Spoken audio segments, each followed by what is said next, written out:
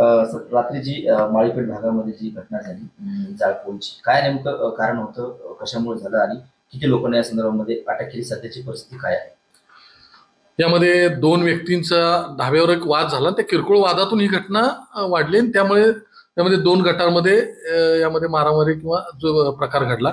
याबाबत दोन्ही गटाकडून तक्रारी आलेल्या आहेत आणि परस्पर विरोधी गुन्हे दाखल केलेले आहेत. यापैकी 23 आरोपींना अटक केलेलं आहे. इतर काही आरोपी अद्याप शोध सुरू आहे, ते ताब्यात घेण्याचं काम सुरू आहे. सध्या या ठिकाणी एकदम शांतता आहे. तरी नागरिकांना देखील आव्हान आहे की कुठल्याही अफवावर या ठिकाणी विश्वास ठेवू नये. वातावरण अत्यंत शांततापूर्ण आहे.